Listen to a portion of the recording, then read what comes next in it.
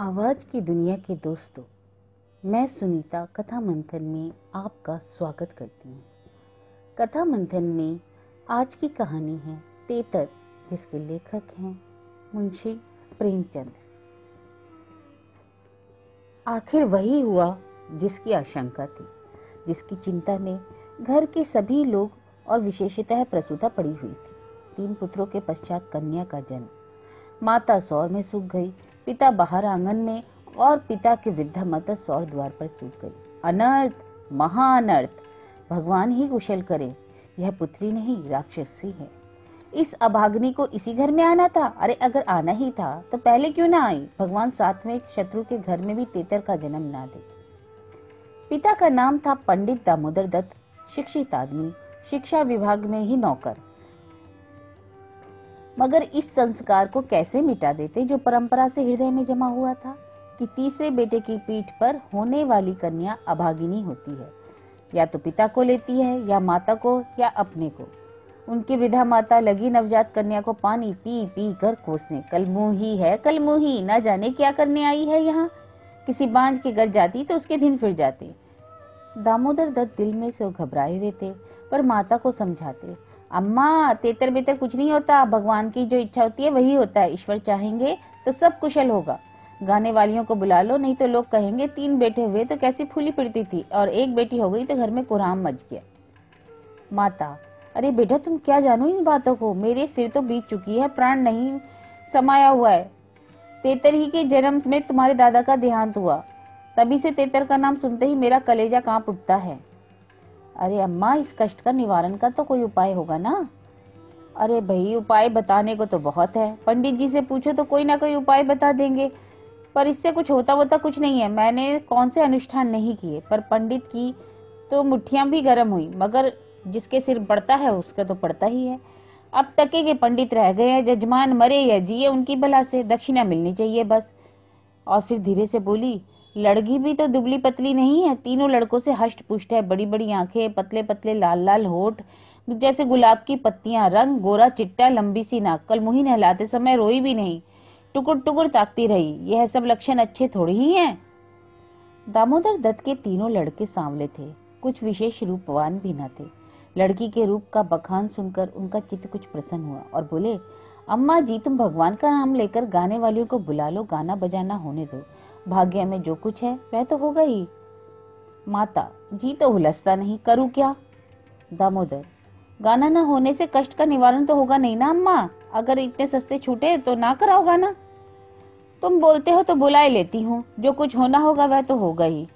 इतने में दाई ने शोर से पुकार कर कहा, बहू जी कहती हैं कि गाना वाना कराने का काम नहीं है, भला उनसे कहो ना चुप बैठी रहे। माता ने कहा, बाहर निकलकर मनमानी करेंगी। 12 दिन है, बहुत दिन नहीं है। बहुत इतराती फिरती थी, यह न करूंगी वह न करूंगी। देवी क्या है, देवता क्या है, मर्दों की बातें सुनकर वही रटे लगाने लगती है। तो अब चुपके से बैठती क्यों नहीं। मेमे तो तेतर को अशुभ नहीं मानती, और सब बातों में तो मेमो की बराबरी करती है, अब इस बात में भी करे। यह कहकर माता जी ने नाइन को भेजा और जाकर गाने वालियों को बुला लिया। पड़ोस में भी कहती जाना। सवेरा होते ही बड़ा लड़का सुकर उठा और आंखें मलता हुआ जाकर दादी से पूछने लगा, बड़ी अम्मा, कल अम्मा को क्या हुआ। लड़की हुई है।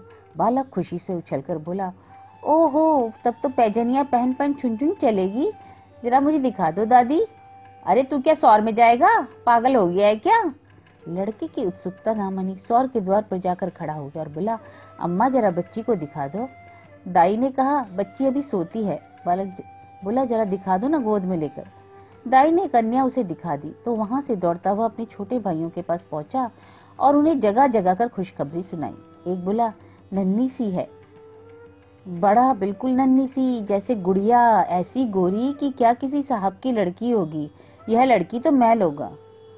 छोटा बोला, अब क्या हमको भी दिखा दो भैया। तीनों मिलकर लड़की को देखने आए। वहां से बगले बजाते उछलते कुत्ते बाहर आए। देखा कैसी है, कैसे बंद किए आंखें पड़ी थी। इसे हमें तो देना ना। छोटा बोला, अब तो द्वार पे खूब बारात आएगी, हाथी घोड़े बाजे आतिशबाजी होगी। मझला और छोटा ऐसे मग्न हो रहे थे मानो वह मनोहर दृश्य आंखों के सामने हो, और उनके सरस नेत्र मनोल्लास से चमक रहे थे। मंझला बोला, फुलवारियां भी होंगी, अब तो पुल भी लेंगे। छठी भी हुई, बरही भी हुई, गाना बजाना, खाना खिलाना, देना दिलाना सब कुछ हुआ, पर रस्म पूरी करने के लिए, दिल से नहीं, खुशी से नहीं। लड़की दिन दिन दुर्बल और अस्वस्थ होती जाती थी। माँ उसे दोनों वक्त अफीम खिला देती और बालिका दिन और रात नशे में बेहोश पड़ी रहती। जरा भी नशा उतरता तो भूख से विकल होकर रोने लगती। माँ कुछ ऊपरी दूध पिलाकर अफीम खिला देती। आश्चर्य की बात तो यह थी कि अब की उसकी छाती से दूध नहीं उतरा। यूं तो दूध देर से उतरता था, पर लड़कों की बेर उसे नाना प्रकार की दूध वर्धक औषधियां खिलाई जाती। बार बार शिशु को छाती से लगाया जाता, यहाँ तक कि दूध उतर ही जाता था। पर अब की यह योजनाएं न की गई। फूल सी बच्ची कुम्हलाई गई। माँ तो कभी उसकी ओर ताकती भी न थी। हाँ, नाइन कभी चुटकियां बजाकर चुमकारती तो शिशु के मुख पर ऐसी दयनीय, ऐसी करुण वेदना अंकित दिखाई देती कि वह आंखें पोंछती हुई बाहर चली जाती। बहू से कुछ कहने सुनने का साहस न पड़ता। बड़ा लड़का सिद्धू बार बार कहता, अम्मा बच्ची को दो ना, बाहर खिला लाऊं, पर अम्मा उसे झिड़क देती। 4 महीने हो गए। दामोदर दत्त रात को पानी पीने उठे तो देखा बालिका जाग रही है। सामने ताक पर मीठे तेल का दीपक जल रहा था। लड़की टकटकी बांधे उसी दीपक की ओर देखती थी और अपना अंगूठा चूसने में मग्न थी। चुप चुप की आवाज आ रही थी। उसका मुख मुरझाया हुआ था, पर ना रोती थी ना हाथ पैर फेंकती थी। बस अंगूठा पीने में ऐसी मग्न थी मानो उसमें सुधा रस भरा हुआ है। वह माता के स्तनों की ओर मुंह भी नहीं फेरती थी, मानो उसका उन पर कोई अधिकार नहीं, उसके लिए वहां कोई आशा नहीं। बाबू साहब को उस पर दया आई। इस बेचारी को क्या मेरे घर जन्म लेना था? अब ले लिया तो इसमें इसका क्या दोष? मुझ पर या इसकी माता पर जो कुछ भी पड़े, इसमें इसका क्या अपराध? हम कितनी निर्दयता कर रहे हैं कि कुछ कल्पित अनिष्ट के कारण इसका इतना तिरस्कार। माना कि कुछ अमंगल हो भी जाए तो क्या उसके भय से इसके प्राण ले लिए जाएं? मगर अपराधी है तो क्या हुआ? इस नन्हे से बच्चे के प्रति हमारी कठोरता क्या ईश्वर की अच्छी लगती होगी? उन्होंने उसे गोद में उठा लिया और उसका मुख चूमने लगे।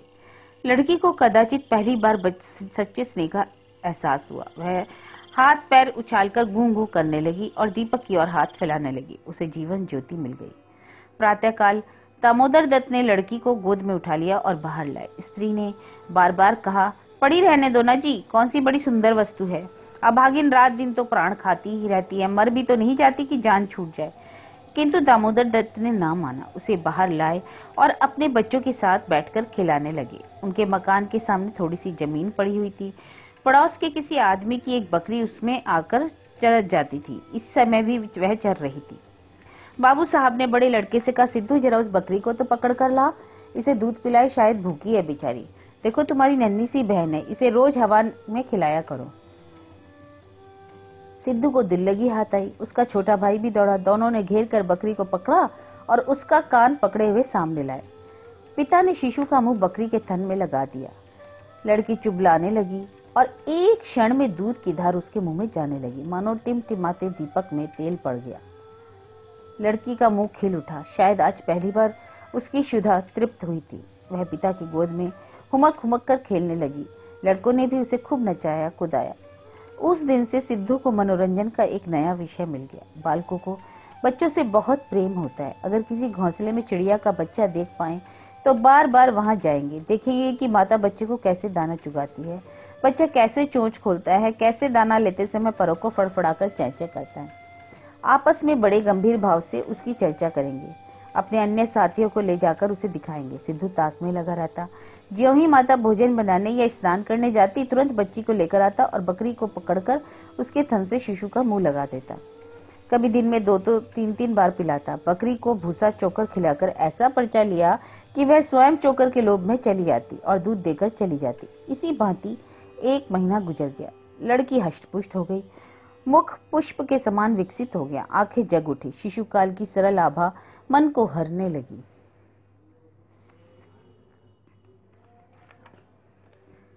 माता उसे देख देख कर चकित होती थी। किसी से कुछ कह तो सकती ना थी, पर दिल से में आशंका होती कि अब यह मरने को नहीं है, हम ही लोगों के सिर जाएगी। कदाचित ईश्वर इसकी रक्षा करे। जभी तो दिन दिन निकलती जाती है, नहीं तो ईश्वर के घर पहुंच ना गई होती, मैं तो दूध देती नहीं।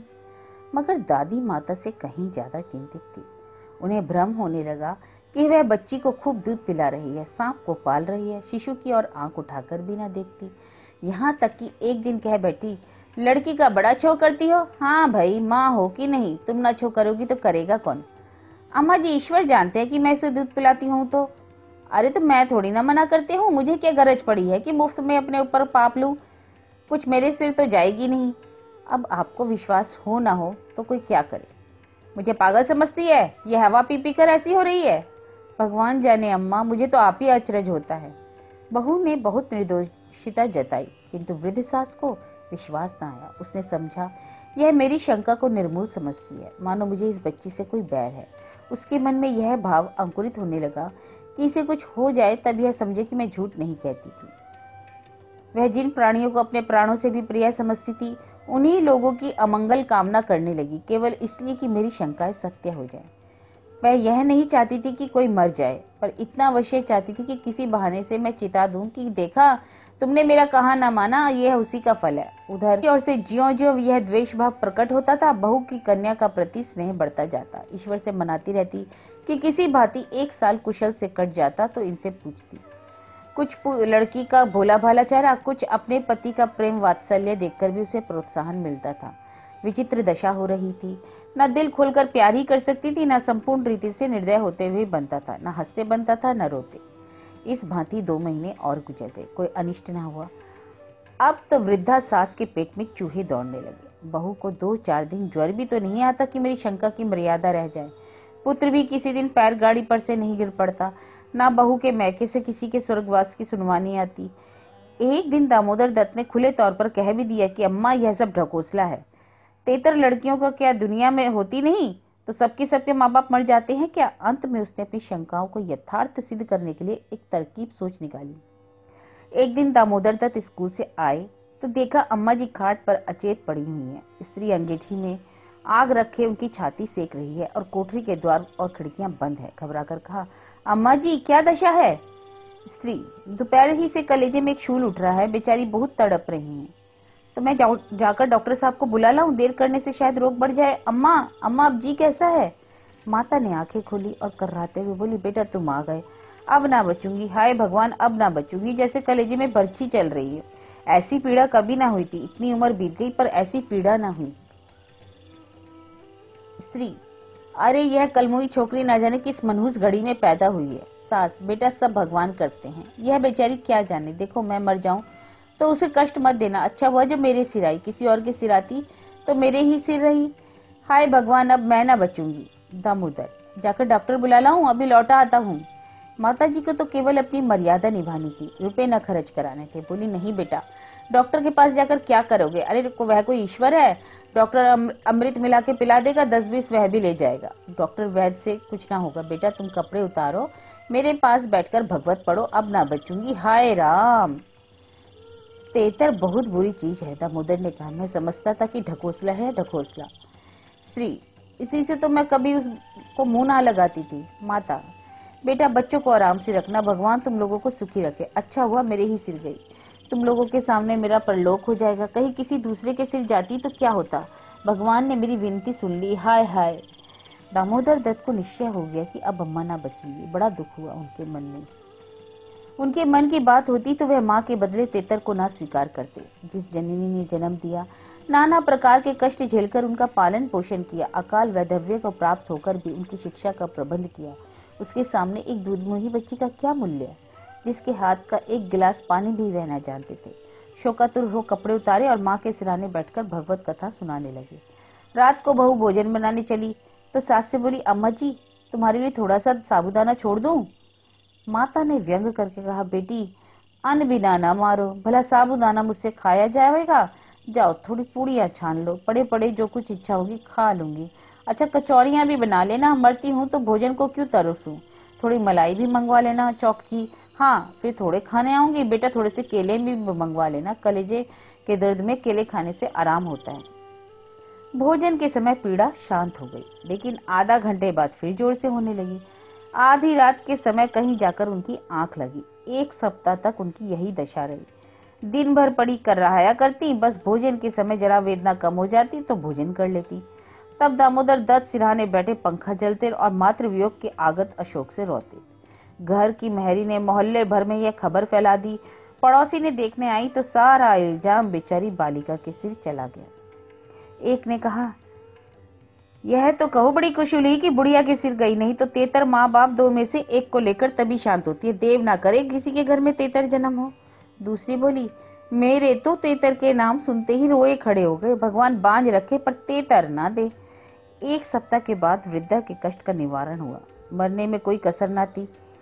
वह तो कहो पुरखाओं का पुण्य प्रताप था। ब्राह्मणों को गौदान दिया गया, दुर्गा पाठ हुआ, तब कहीं जाके यह तेतर संकट टला। तो यह कहानी थी तेतर, जिसके लेखक हैं मुंशी प्रेमचंद।